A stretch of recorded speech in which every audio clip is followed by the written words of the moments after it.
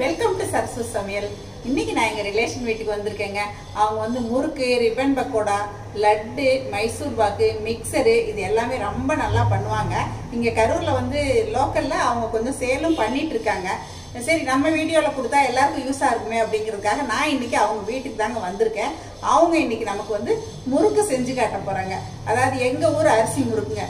நல்லா மொறு மொறுன்னு சுவையாக இருக்குங்க. பொட்டுக்கடலை போட்டு தான் செய்வாங்க. நம்ப முடியாதவங்க நீங்கள் இவங்க கிட்ட ஆர்டர் பண்ணி கூட வாங்கிக்கலாம்.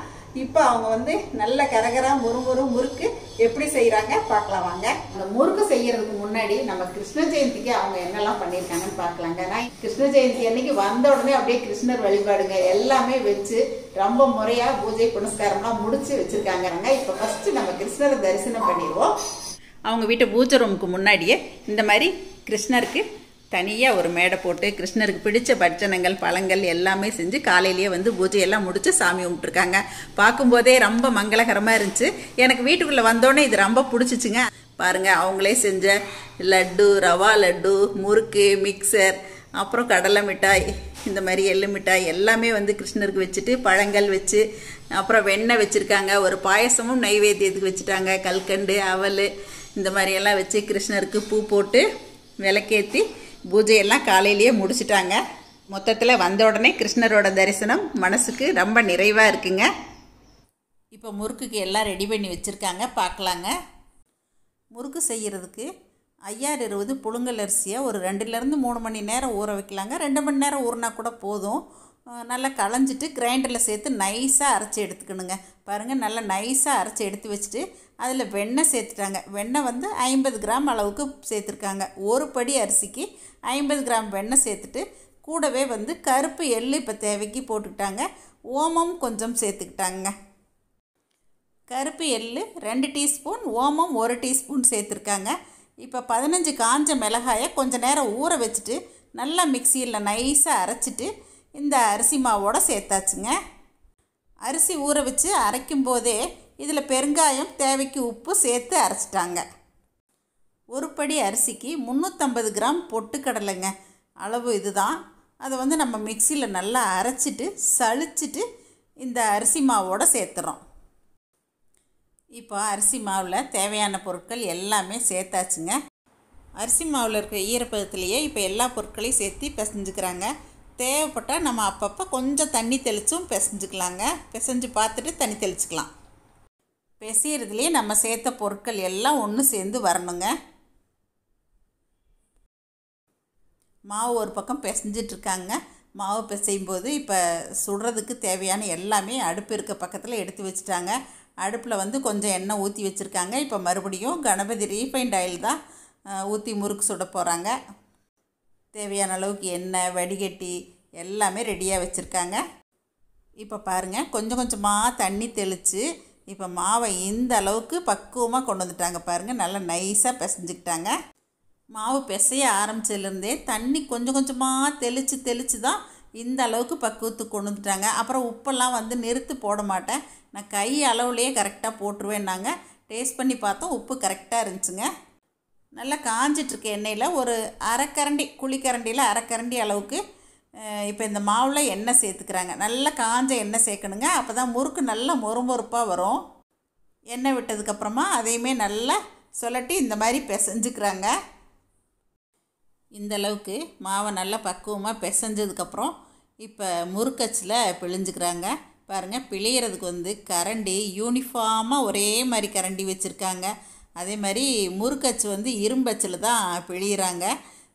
அப்படி பிழியிற அழகே பாருங்களேன், எவ்வளோ நீட்டாக பிழியிறாங்கன்னு பாருங்களேன் முறுக்கு. அவங்க அந்த கரண்டி வச்சுருக்க அழகை பாருங்களேன், அப்படியே 1 பை 1 கீழே வச்சுருக்காங்க. அப்படியே ஒரு கரண்டிலையும் ஒரு முறுக்கு இந்த மாதிரி பிழிஞ்சு விடுறாங்க. அப்படியே பிழியிறதே அப்படி ஒரு நேர்த்தியாக பிழிஞ்சாங்க. எனக்கு ரொம்ப பிடிச்சிது. அதே மாதிரி அந்த கரண்டியில் சுற்றி வச்சுருக்கிறது எல்லாத்தையும் ஒன்றொன்னா பொறுமையாக எடுத்து எண்ணெய்க்குள்ளே விடுறாங்க. எண்ணெய்க்குள்ளேயும் அதிகமாக முறுக்கு போடலை, 6 முறுக்கு அவ்வளோதாங்க. கரெக்டாக 5 முறுக்கு 6 முறுக்கு இந்த மாதிரி தான் போட்டு எடுத்தாங்க. எண்ணெயிலேருந்து நல்ல முறுக்கு மிதந்து வந்ததுக்கப்புறமா தான் இந்த மாதிரி கம்பியால் பெரட்டி விடுறாங்க. அடுப்பையும் அப்பப்போ கொஞ்சம் மீடியம் ஃப்ளேம்லேயே வச்சுக்கிறாங்க, ஹை ஃப்ளேம்லேயே வைக்காமல். இந்த மாதிரி தான் பக்குவமாக பாருங்கள் இப்போ மறுபடியும் கரண்டியை வந்து 1 by 1 கொண்டு வந்துட்டாங்க. கொண்டு வந்து வச்சு அடுத்தடுத்த முறுக்குகளையும் இப்போ சுற்ற ஆரம்பிச்சிட்டாங்க. ஒரே மாதிரி இந்த யூனிஃபார்மாக பிழிகிற இந்த சாரணி எங்கே வாங்கினாங்கன்னு கேட்டேங்க. கரூரில் வருஷம் மாரியம்மன் பண்டிகை வரும், அந்த திருவிழா கடைகளில் தான் வாங்கினதாக சொன்னாங்க. வீட்டில் சாதாரணமாகவே அக்கா வந்து பலகாரம்லாம் செய்கிறதுலாம் ரொம்ப இன்ட்ரெஸ்ட்டு. இவங்ககிட்டேருந்து நான் ரவா லட்டு கூட நான் கற்றுக்கிட்டு வீடியோலலாம் நான் உங்களுக்கு செஞ்சு காட்டியிருக்கேன். அந்த இன்ட்ரெஸ்ட்டே அவங்கள வந்து இந்த அளவுக்கு கொண்டு வந்து நிறுத்தியிருக்கு அப்படின்னு கூட சொல்லலாங்க. இதை ஒரு டைம் பாஸிங், ஒரு ஹாபியாக தான் ஆரம்பித்தாங்க. ஆனால் வந்து பக்கத்தில் இருக்கவங்களாம் எல்லாருமே ரொம்ப விரும்பி கேட்டதால் சரி நம்ம வீட்டில் சும்மா இருக்கிறதுக்கு செய்யலாமே அப்படின்னு சொல்லிவிட்டு இப்போ செய்ய ஆரம்பிச்சிருக்காங்க. பாருங்கள், அதுக்கு அரிச்சு எடுக்கிறதுக்கு கரெக்டான கரண்டி, இந்த மாதிரி சுற்றி வைக்கிறதுக்கு தட்டு எல்லாமே பார்க்குறதுக்கு யூனிஃபார்மாக எவ்வளோ அழகாக இருக்குது பாருங்களேன். அதே மாதிரி வானலியும் சுத்தமாக இருந்துச்சு. அவங்க அடுப்பு வச்சுருந்த இடம் பார்த்திங்கன்னா கீழே வந்து சாக்கு போட்டு ரொம்ப பக்குவமாக தான் அடுப்பு வச்சுருக்காங்க. ஆயிலுமே அப்பப்போ ஃப்ரெஷ்ஷாக தான் ஊற்றி சுடுறாங்க. இப்போது முறுக்கு ஒரு பேட்ச் முடிச்சுட்டு அடுத்ததாக ரிப்பன் பக்கோடா சுடுறதுக்கு எல்லாம் ரெடியாக எடுத்து வச்சுருக்காங்க. பாருங்கள், ஒரு பேட்ச் முறுக்கு சுட்ட இடம் மாதிரியே இல்லை, ஒரு ட்ராப் கூட எண்ணெய் சிந்தவே இல்லைங்க. இந்த மாதிரி தாங்க நல்லா சுத்தமான காத்தோட்டமான இடத்துல தான் முறுக்கு, ரிப்பன் பக்கோடா எல்லா பலகாரங்களுமே செய்கிறாங்க. முறுக்குன்னா இதுதாங்க முறுக்கு. பாருங்க, பார்க்கும்போதே அவ்வளோ அழகா சுத்தி இருக்காங்க. பாருங்க, அவங்க சுத்துறத பார்க்கும்போதே எனக்கு அவ்வளோ ஆசையா இருந்துச்சுங்க. முறுக்கு பாருங்க, பார்க்கும்போதே எவ்வளோ அடர்த்தியா திருத்தமா பார்க்கறதுக்கு அழகா இருக்குங்க. சாப்பிட்றதுக்கு சுவையா இருக்குது. அப்புறம் கையில எடுக்கும் போதே பார்த்தீங்கன்னா கொஞ்சம் கூட எண்ணெய் குடிக்கவே இல்லைங்க. அந்த அளவுக்கு ரொம்ப நல்லா வந்திருக்கு. எவ்வளோ கிறிஸ்பியா வந்திருக்குன்னு காட்டுறேன் பாருங்க. நல்ல பொறுப்பொறுப்பாக வந்திருக்கு. ரொம்ப கெட்டியாகவும் இல்லாமல் கரெக்டான பக்குவத்தில் வந்திருக்குங்க. இந்த முறுக்கு உங்களுக்கும் தேவைன்னா நீங்கள் ஆர்டர் பண்ணி வாங்கிக்கலாங்க. அவங்க செஞ்சுருக்க பட்சணங்கள்லாம் பாருங்கள், நீட்டாக பேக் பண்ணி எடுத்து வச்சுருக்காங்க. இது எல்லாமே ஆர்டருக்கு மட்டுமே இதை பேக் பண்ணி எடுத்து வச்சுருக்காங்க. மீதி எல்லாமே வந்து இந்த மாதிரி ஸ்டீல் கண்டெய்னர்ஸில் தான் வச்சுருக்காங்க. பாருங்கள், மிக்சர் வந்து இந்த கண்டெய்னரில் வச்சுருக்காங்க. நல்லா பார்க்கும்போதே கலராக காரசாரமாக நான் சாப்பிட்டும் பார்த்தேங்க, ரொம்ப நல்லா இருந்துச்சு. முறுக்கு பாருங்கள், அவங்க சுற்றி இருக்கிற நேர்த்தியே ரொம்ப நல்லா இருக்குது. அடுத்ததாக ராகி முறுக்குங்க. ராகி முறுக்குமே வந்து டேஸ்ட் ரொம்ப நல்லா இருந்துச்சுங்க. லட்டுமே வந்து நல்லா ஒரு 10 நாள் மேலே வச்சுருந்தா கூட கெடாதுங்க, ரொம்ப நல்லா இருந்துச்சு. அப்புறம் ரிப்பன் பக்கோடா போட்டது எல்லாமே வந்து ஆர்டருக்கு இப்போ பேக் பண்ணி வச்சுருக்காங்க. இந்த மிக்சர் முறுக்கு, ராகி முறுக்கு, இந்த ரெசிபிஸ் எல்லாமே நான் தீபாவளிக்குள்ளே முடிஞ்சால் ஒவ்வொன்றா நான் கொடுக்குறேங்க. இந்த மாதிரி அவங்கக்கிட்ட எல்லாமே வந்து சுத்தமான முறையில் செய்கிறாங்க. தேவைப்படுறவங்க நீங்கள் வாங்கிக்கலாங்க. ராகி முறுக்கெல்லாம் பாருங்கள், கொஞ்சம் கூட எண்ணெயே இல்லைங்க. அப்படியே எடுக்கும் போதே பாருங்கள் நல்ல ஒரு மொறுமொறுப்பு. சாதா முறுக்கும் அந்த மாதிரி தாங்க டேஸ்ட் நல்லா இருந்துச்சு. இந்த மாதிரி தாங்க அவங்க சுத்தமான முறையில் பலகாரம் பண்ணுறாங்க. அதாவது ஆர்டருக்கு மட்டுமே செஞ்சு கொடுக்குறாங்க, அதிகமாக செஞ்சு ஸ்டோர் பண்ணுறது இல்லைங்க. பாருங்க, எவ்வளோ அழகாக முறுக்கு சுற்றி கொடுத்துருக்காங்க. இப்போ நமக்கு டேஸ்ட்டுக்கும் கொடுத்துருக்காங்க. அப்படியே முறுக்கு பார்க்கும் போதே பாருங்க எவ்வளோ ரவுண்டா சுத்தி இருக்காங்க. பார்க்கும் போதே நமக்கு சாப்பிடணும்னு தோணுது இல்லைங்களா? இப்போ நான் உங்களுக்கு டேஸ்ட் பண்ணியும் காட்டுறேன். நல்ல மொறுமொறுப்புங்க.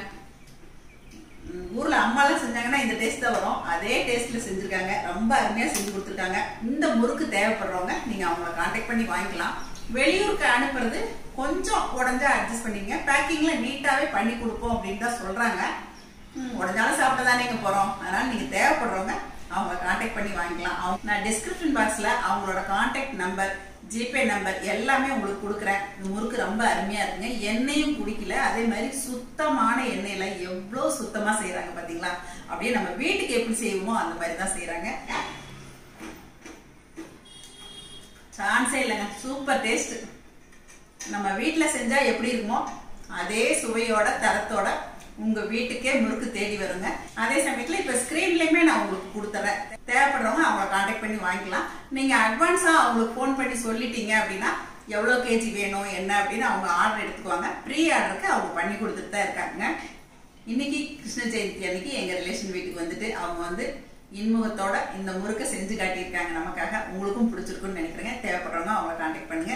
எப்பயும் போல உங்களோட ஃபீட்பேக் சொல்லுங்க. பிடிச்சிருந்தா லைக், ஷேர் பண்ணுங்க. மறக்காம என்னோட சேனலை சப்ஸ்கிரைப் பண்ணிக்கங்க. தேங்க்யூ. சரசூஸ் சமையல் பாருங்கள், சமையல் நல்லா பண்ணுங்கள். சரசூஸ் ஃபுட் ப்ராடக்ட்ஸ் பொடி வகைகள் தேவைப்படுறவங்க இங்கே கொடுத்துருக்க வாட்ஸ்அப் நம்பரில் காலை 10 மணி முதல் மாலை 6 மணி வரை எங்களை காண்டாக்ட் பண்ணி வாங்கிக்கலாங்க. தேங்க்யூ.